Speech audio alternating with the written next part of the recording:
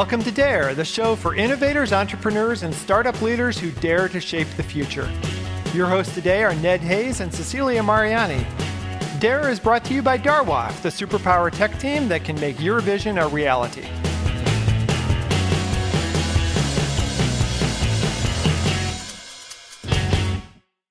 The Dare Show is happy to welcome Bouisset to the show. She's the former Director of Governance, Risk, and Compliance at Paramount. She's the president of the Atlanta Chapter of Latinas in Tech, and she's a great entrepreneurial leader, and we're happy to have her on the show today. Welcome, Shu. Thank you so much, Nat. I'm so happy to participate. Yeah, well, I know that you've been working in Atlanta for a number of years. And can you tell us about your career journey a little bit? Yeah, so I am from Brazil, and my career in tech started there many years ago. And I had the chance to really look into tech and choose that as my career because it's funny, actually. My brother said that I couldn't do it. He said, Oh, "Oh, you're not smart enough to go in technology." And I said, "Yes, I am." And that's, I decided to follow technology. I started at DirecTV, and an American company, and DirecTV was the one that brought me to United States. And that was a great experience. Very scary because I left my family behind. I packed and came, not speaking English that well. And since then, I've been very lucky to have mentors and sponsors and people that helped me through my career. My next job, and was my longest tenure, was at Home Depot. Retail is a very stressful environment. And in a way, they kind of helped me acquire this ability of staying very calm under pressure because it's complicated. And then after 15 years at Home Depot, I moved to Paramount, so a different industry, media. And I moved to Paramount with the intention of going to cybersecurity after being part of one of the largest retail cyber attacks at Home Depot. So I worked with them, we solved the problem, and I transformed it. And at Paramount, that's when I wanted to move to cybersecurity. And that's where I stayed for 8 years and a half. And now I'm looking forward to my next adventure. But in tech, I am a geek. That's it. yeah. Well, tell me how you got into cybersecurity in the first place. Did you study in school, technology? What sparked your interest to start with? Cybersecurity. So yeah, technology was my background. I went to computer science, but as I said, when I was at Home Depot and we had that wake up with that cyber attack, in a way, it felt so personal when you have information compromised from customers, data that as a company you're responsible for. When that happened, it clicked something on me. It was really, hey, this will never ever happen again. Under my watch. And it was a tremendous thing for Home Depot too, because they invested in cybersecurity. It was a transformation for the company. And after I left, I wanted to continue that mission of protecting information from bad actors, protecting data, protecting customer personal information. So it was life-changing. It's still in tech, but cybersecurity, I feel that has the mission of cybersecurity is much bigger, right? You are there to protect. I think that's a tremendous thing. Yeah, and the fact that we all are online all the time now means that cybersecurity is not just some niche area, but it's a key part of what protects everything that we do, right? Right. And it's not only for companies, like, personally, every day you have cases of, a grandmother or a family or teenagers, so that they're always being victims of people that, their sole purpose is to cause harm. And I feel that, by being with Latinas in Tech, I can hopefully get more teenagers, more young, this next generation to look into technology, to look in cybersecurity as a career. It requires a lot of study, requires a lot of focus and concentration. But Ned, our next big fight is not going to be with the guns or anything like that. I feel there's going to be cyber, and we need to be prepared. I just feel that. Right. Well, you just mentioned Latinas in tech. Mhm. And I'm curious if you could tell us more about how you got into thinking about supporting other Latinas or other Latino people who are working in tech. And maybe we could start with your own mentorship. Who mentored you to get into this field?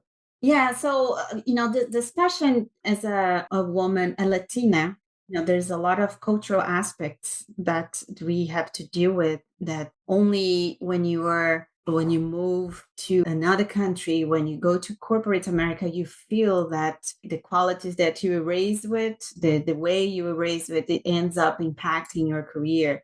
For example, in the beginning of my career, I always worked very hard, but I always thought I'm not going to say anything and maybe hopefully they will recognize and promote me. I did Mhm. not know that, at one point you have to sell, you have to be your own advertiser. For me, I had to learn. And without mentors saying, hey, you have to raise your hand, you have to go and say, hey, I worked on this project, I was able to accomplish this in the short amount of, I deserve a raise, I deserve a promotion. So I feel that culturally, Latin American women, they're not raised to speak up. And without the mentors that I had, I think I will probably be much lower in my career than I am right now.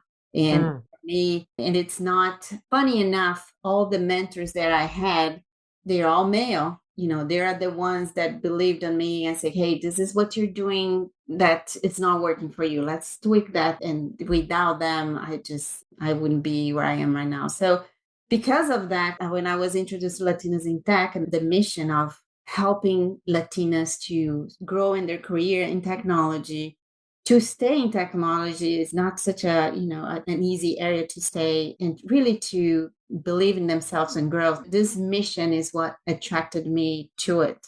The fact that I lived through all this and I suffered and I had to learn and I bumped my head on doors, and I say, you know what, why not just pass this knowledge to this next generation and help them. So hopefully they'll have an easier time than I did. Yeah, so you're smoothing the path for the people who come behind you. Exactly. Exactly. Yeah. Yeah. And we have, I had to present Latinas in Tech in a conference yesterday, and we are 18,000 members right now. So there are Wow, that's a lot. a lot and growing. I think there's a lot of room for us to grow, and I think they're a force to reckon with. There's a lot of power, a lot of grit in this community. Well, and I imagine you've had a lot of grit to get where you are. Can you tell us about a challenge that you faced and how you overcame that challenge to succeed? Yeah, so that was a big one. When I moved here, I was already a professional in Brazil. I was already, I didn't Yeah. move intern but because my English was not good yet, Mhm. and I study English many years in Brazil, but only when you come to US and they speak at the normal pace, you think, oh my gosh, they're so fast. Right. I grew up speaking another language too, and being bilingual is difficult. It's difficult. Yeah. And so I came to the US already working. So I would be in meetings or I will be trying to present, and I always had a delay. And it was funny because people thought maybe she's slow, but I had a delay because I was translating the language in my head. So I was not as slow, quite the contrary, but people will talk to me and I will stop and respond. And that so I had to really keep up because you're in a new job, you're already competing with a lot of, and you have the advantage of the language. So I would come home with headache, it was tough. So Yeah. and things that we do in Brazil that we don't do in US. For example, in Brazil we hug everybody, we're huggers in Brazil. And here, at work, I remember someone said, it's my birthday today. A man said, it's my birthday today, and I said, hey, happy birthday. And I went to hug him and he was racist. So all Yeah, this it's a different world. different Yeah. world. Brazilians are there like to touch.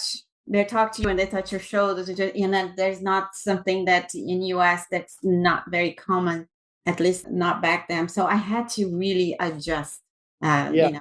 and as I was trying to prove myself again in my career. So That was a challenge and lasted a couple of years, but I feel that I still have the accent. That's not going to change. But I feel that I am now, I understand the cultural arc. I adopted, I absorbed, and America, United States is my country of heart. I love it here. Oh, wow. Yeah, well, that took a lot of work to adjust, though. And I don't know if some people understand what kind of work it is to adjust to a new environment, a new culture, a new language, even. Right. Yeah. Right. So I know that, let's be frank, there are instances of bias, conscious or unconscious, that people encounter in the workplace. So, how do we educate people and how do we succeed with those moments of bias? Well, I think it's so interesting when I coming from Brazil, which is it's so diverse in a way. I joke with my friends that anyone could be Brazilian because there's not a feature that say, oh, you're Brazilian. But I was never so attuned to any form of discrimination or any bias. I was not paying attention to it. So I'm sure they happened. It was not something that, was on top of my mind. But nowadays, there are a lot of things that I'm thinking. I think, what? Yeah, someone already said that to me in the past, and then I didn't even realize that they were being mean to me or they're being negative.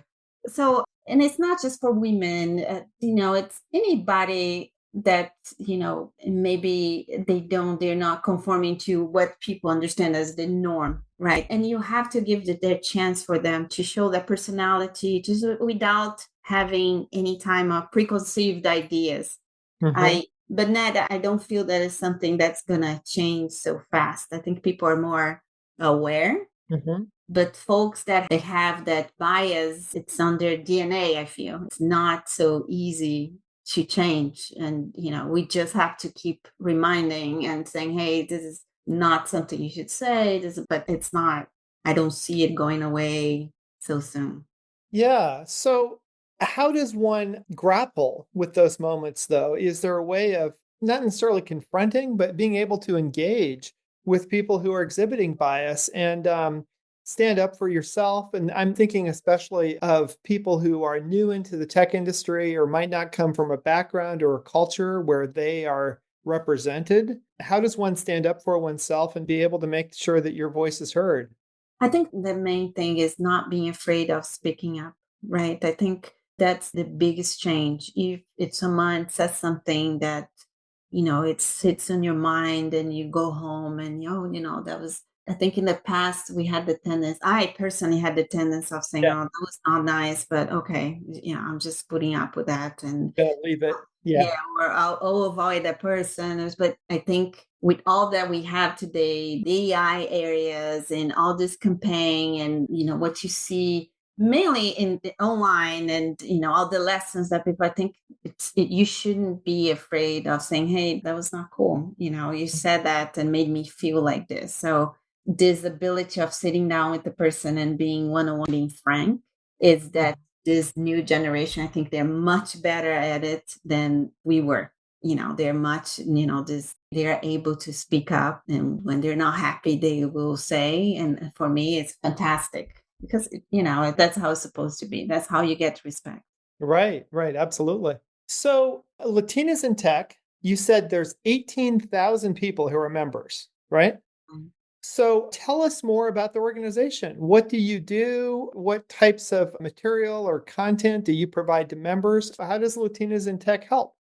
Yeah, so the main goal of Latinas in Tech is, as I said, it relates to career development and growth, right? It's supporting Latinas with providing them the tools and the expertise that they need to be able to grow and be promoted and in really reach more and more in that C level. You see numbers that women in C level, it's very low number. Latin American women, even lower. And actually, that's one thing that I think it will be interesting to research to see what are the numbers.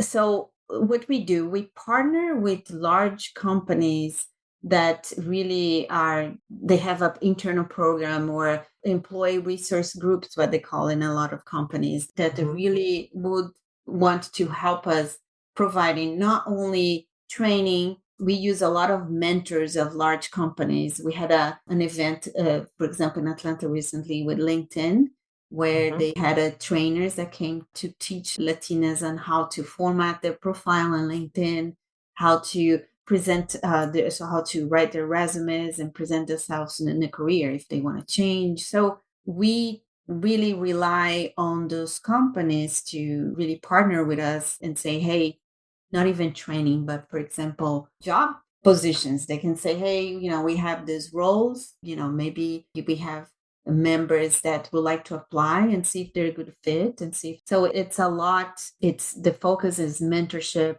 career growth, and personal growth. So they adapt and succeed in the United States job market.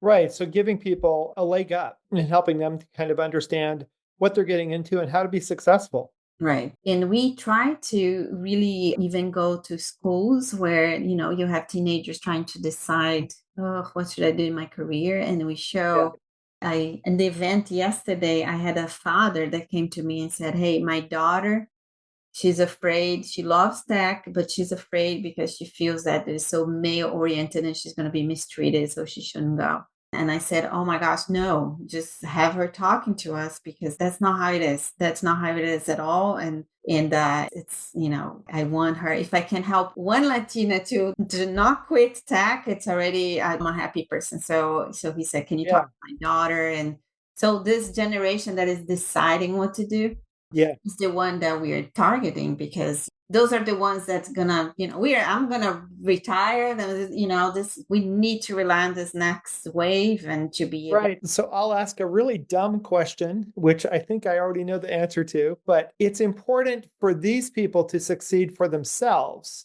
But to turn that around, why is it important for the world to have them succeed? Like, why is it important for the larger population for people who may not have been represented in earlier decades to be represented now? Because the evolution of technology, I mean, it's today, even there's AI, for example, it's another complete type of technology that is coming that people they're using already. They need to understand and Mhm. what to do in your phone and what to do anything. You go to the doctor here, go online and fill your so there's no so the more technologically literate you are, more chances you have to succeed because otherwise you won't be able to evolve as a country or as a population. For me, there's no other way for the country to succeed if it's not investing heavily in technology. And Right. So a couple considerations on this too is that we don't, to be blunt, we don't want just white guys going online. Everybody is online. So if you're serving the large population, then of course you want people who will understand the perspective of somebody who might be a Brazilian immigrant, who might be a Mexican mother, who might be a Peruvian teenager. All of these people are online and they need people who represent them on the other side of the table who are speaking for them. Is that fair? yeah, and then exactly, there will be a voice, there will be someone that can say, no, I understand how the culture works, I understand what is important, I understand where are our setbacks, and I'm representing them in this technology front. So, and especially because it is a career that invests a lot in studies and invests a lot in training. So it's really something that it will help any country, it will help this group of Latinas to grow. Yeah, absolutely. And another related question is as you look down at South America, where you're from, and you look at the United States, how is the technology universe different in the United States versus South America? I know you haven't lived in South America for a while, but are there differences that we should be aware of? I feel that the US it's investing a lot more in technology than in Latin America. I see that if you compare the US, Israel is another country that is very strong. In India, you see all these countries that China that they embed technology mandatory in school. We're not doing that, at least in Brazil, at the extent that we should do. And that puts us behind. And another reason why, I wanted to really grow Latino Impact is just, and there are other nonprofits for Latinas too, but Yeah, we are behind in this race. So Brazil yeah, Brazil, for example, is one of the most cyber attacked countries in the world. And Really? yeah, and why? Because we don't have that the wall yet protection, that strong since you're in school, middle school, putting technology since the beginning. So, and hopefully that's something that with AI, it will Mhm. simplify and will help more them to get into it. But yeah, it's in comparison, the investment of India, China, US, and Israel in technology, it surpassed Latin America by far. Well, since you mentioned AI, I have to ask you, where's this whole AI world going? Do you have any thoughts there? Well, it's here to stay.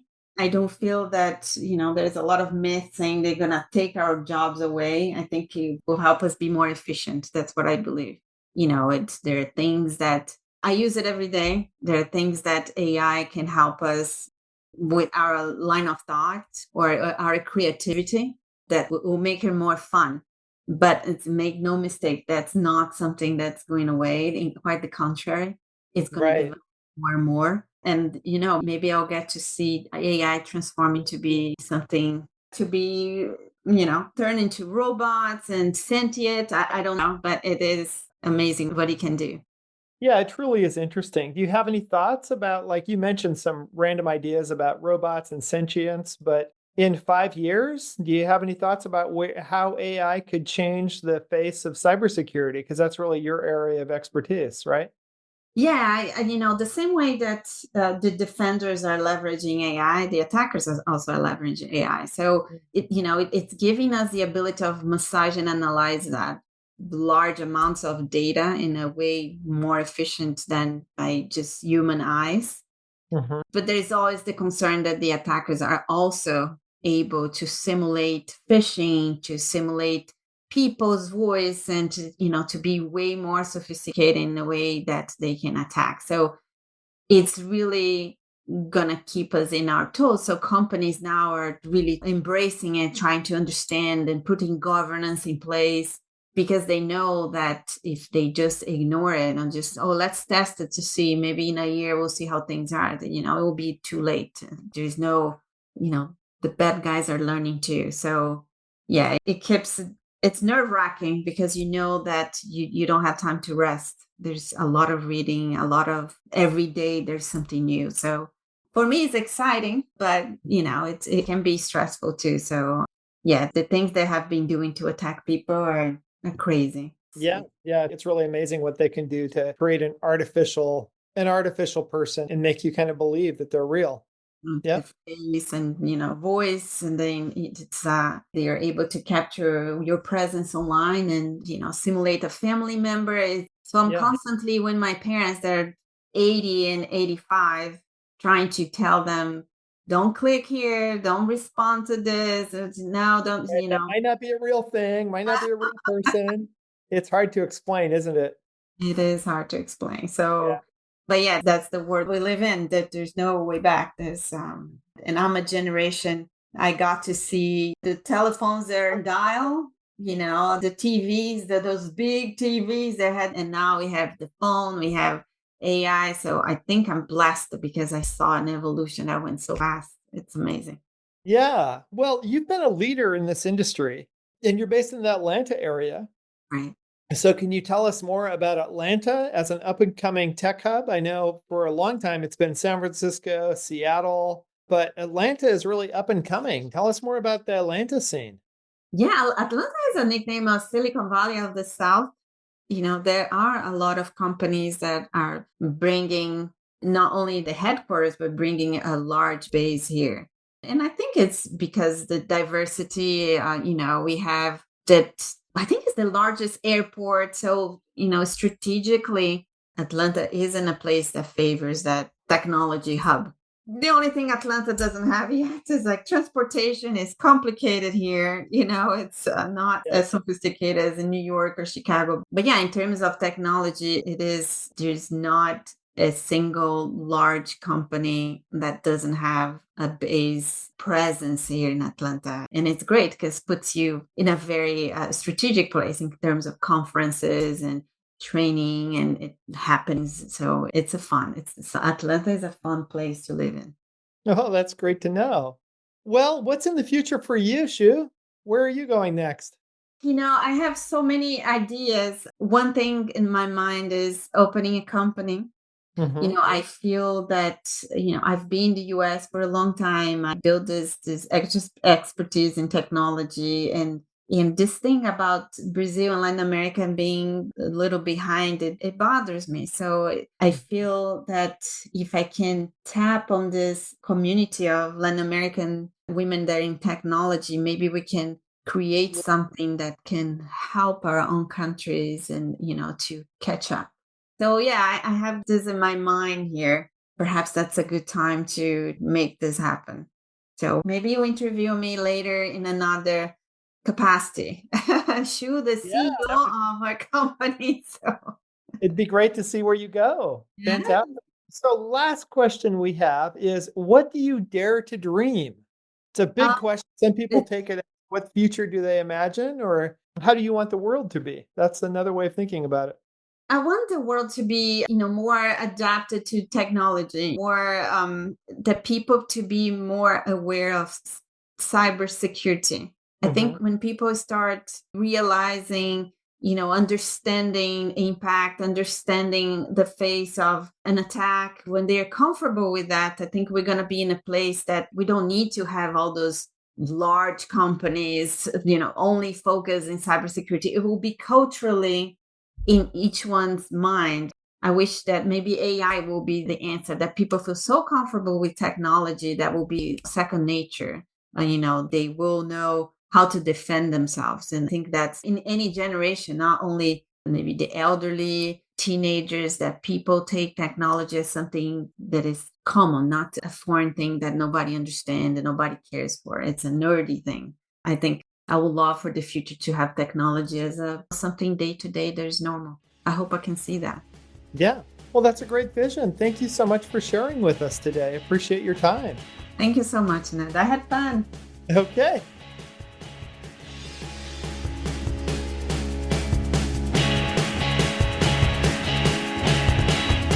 Thanks to our guests today for their great insights on DARE, the podcast for innovators, entrepreneurs, and startup leaders. If you'd like your story to be featured on DARE, just contact us at info@darwaft.com. DARE is brought to you by Darwaft, the tech team that can make your vision a reality.